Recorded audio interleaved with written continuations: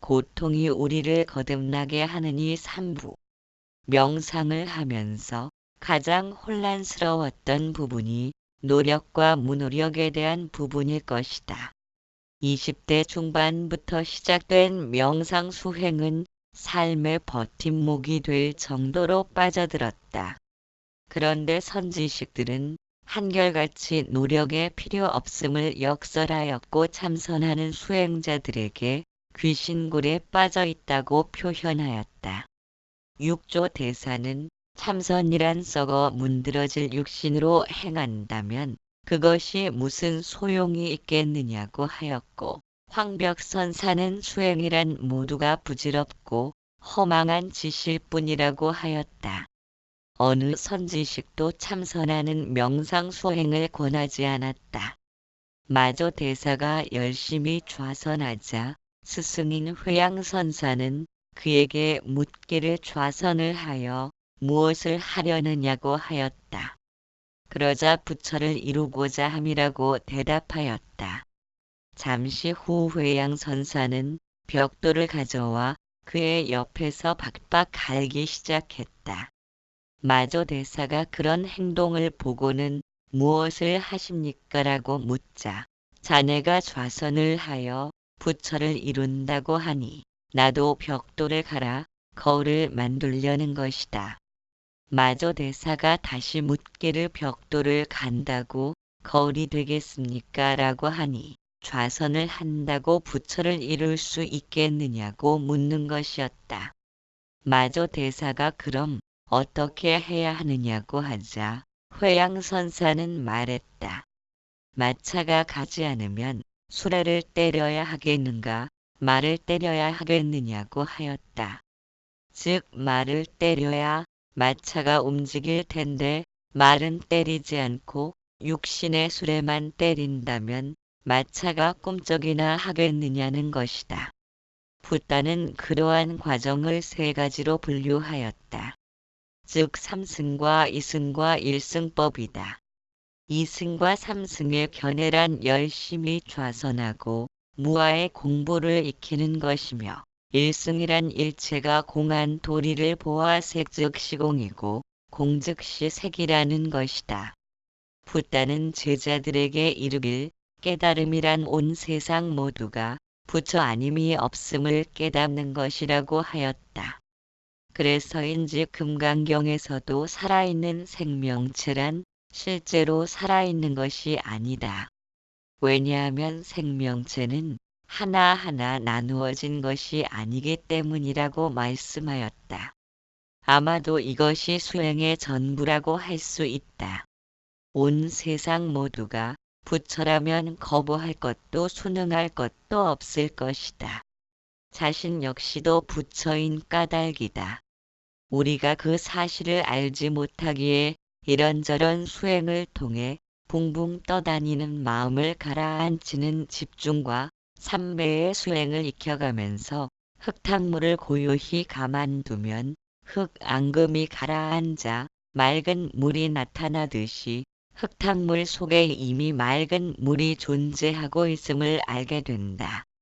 우리가 온 세상 모두가 부처임을 안다면 의도를 지닌 생각과 언설이란 하등 필요치 않은 물건일 것이다. 마치 거북에게 털을 그리는 것과 같고 토끼에게 뿔을 달아주는 것과 같다. 우리가 이런저런 모습을 꿈꾸며 상상의 날개를 달고 변화를 꾀하지만 실제로 그것은 국화꽃이 장미꽃으로 변화하려는 것과 같아 있는 그대로의 자신을 벗어나려는 허망함일 것이다.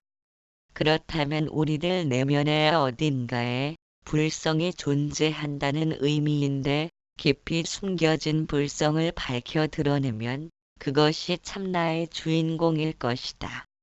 수없이 많은 경전과 선지식이 그것을 가리키고 있지만 겉으로 나타난 외관과 형상에 집착하느라 그것을 보지 못하고 있다. 도대체 무엇이 내면의 불성인지를 곰곰이 살피는 노력이 선행되어야 할 것이다. 그것은 분명히 육신으로 일군 마음과는 속성이 다를 것이며 밉고 곱고에 따라 시시때때로 변해가는 마음과 같은 물건은 아닐 것이다. 변해감이 없다는 것은 생성과 소멸을 반복하지 않는다는 의미이며 생겨남도 없고 소멸됨도 없는 상태로 존재한다는 것이다. 과연 그러한 속성의 무언가가 우리들 내면에 존재하고 있다면 그것이 무언지를 먼저 살펴야 한다. 그것을 알려하고 찾으려는 노력은 사실 맞는 말이 아니다. 몸이 허약한 사람이 열심히 운동하면서 강한 체질로 변화하는 것은 노력한다고 표현하지만 감기에 걸린 사람이 열심히 노력해서 감기를 낫는다고는 생각하지 않는다. 이것에서 저것으로 변하기 위해 노력함은 옳지만 감기가 낫게 되면 원래의 몸을 회복하는 것이기에 그것을 노력이라고 할 수는 없다. 밥을 하기 전까지 불을 피우고 쌀을 씻고 반찬을 만드는 것은 노력이라 할 수 있지만 밥을 먹는 것은 노력해서 먹는다고는 생각하지 않을 것이다. 밥을 먹는 것은 육신의 성장을 위한 생활의 일부인 까닭이다. 그렇다면 온 세상 모두가 부처임을 안다는 것은 없는 부처를 가져와 있는 부처를 만들려면 끝없는 노력이 선행되어야 하겠지만 본래 부처를 회복하려면 꾸준함을 필요로 할 뿐이다. 그렇다고 노력이 전적으로 배제되어야 함은 아니다. 다만 우리가 잊고 사는 참나의 존재를 회복하기 위한 방편으로서의 수행이 되어야 한다는 의미이다. 선지식들은 이렇게 말한다.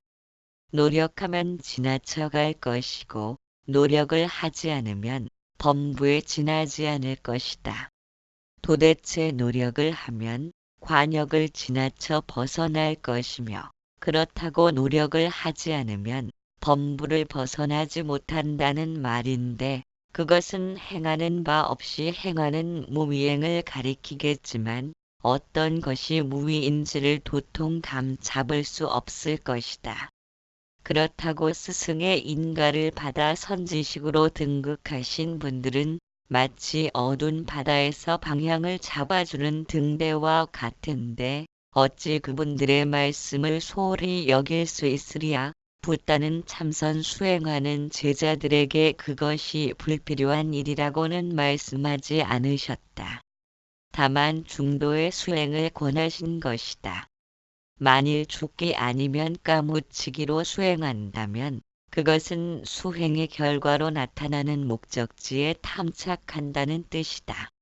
그것이 귀신굴에 빠진 것이며 아무리 수레를 때린들 마차가 꿈쩍이나 하겠는가 육신만 고달프게 만들 뿐이다. 무언가를 얻고자 수행을 한다면 이미 수행을 지나쳐간 것이다. 만일 죽자고 노력해서 깨달음이 얻어진다면 아상으로 얻어진 물건이며 내가 손으로 쥘 수 있고 내 눈으로 확인할 수 있을 것이다. 그러나 내가 손으로 붙잡을 수 있고 내 눈으로 확인할 수 있다면 당연히 나와는 동떨어진 물건이니 나라고 부를 수는 없다.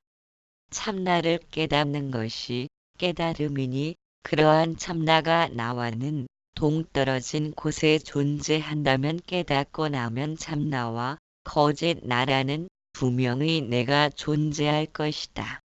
그것은 가능한 일이 아니다.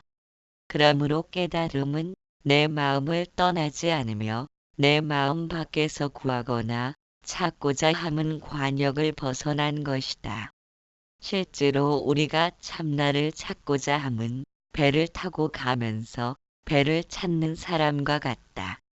자신의 눈을 스스로는 보지 못하니 열심히 눈을 찾고자 하지만 어떻게 자신이 자신의 눈을 볼 수 있겠는가? 다만 사물이 눈에 비치면 그것이 자신의 눈을 잃어버리지 않았으며 눈을 본 것이다. 그는 더 이상을 눈을 찾아 헤매지 않을 것이기 때문이다. 노력도 그와 같다. 자신의 눈을 찾아 열심히 이곳저곳을 찾아다니며 둘러보지만 그 모든 노력이 헛수고임을 알 때 그의 방황은 끝날 것이고 더 이상 눈을 찾을 필요가 없을 때 그는 비로소 눈을 본 것이다.